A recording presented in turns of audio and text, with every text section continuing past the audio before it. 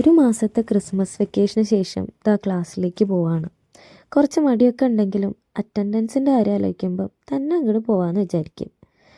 വെക്കേഷനൊക്കെ ആയിരുന്നെങ്കിലും ഒരു ലോഡ് അസൈൻമെൻറ്റ്സും പ്രസൻറ്റേഷനൊക്കെ ആയിട്ട് ഇന്നലെയാണ് ഒഫീഷ്യലി ഫസ്റ്റ് സെമസ്റ്റർ കഴിഞ്ഞത്.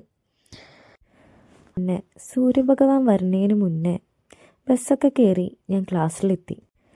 സെമസ്റ്റർ തുടങ്ങുന്നതുകൊണ്ട് തന്നെ ഇൻട്രൊഡക്ടറി ക്ലാസ്സസ് ആയിരുന്നു. അതുകൊണ്ട് ടൈം അങ്ങനെ പോയി.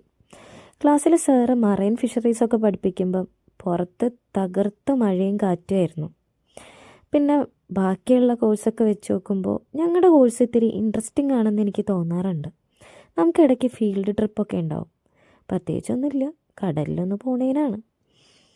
പിന്നെ പഠിപ്പിക്കുന്ന ടൈമിലൊക്കെ ഇന്ത്യ എന്നൊക്കെ എഴുതി കാണിക്കുമ്പം നമുക്ക് മനസ്സിൽ വല്ലാത്തൊരു സന്തോഷമാണ്. അങ്ങനെ ഇന്നത്തെ ക്ലാസ്സൊക്കെ കഴിഞ്ഞിട്ട് ഞാൻ തിരിച്ച് വീണ്ടും ബാംഗ്ലൂരിലേക്ക് ബസ് കയറി.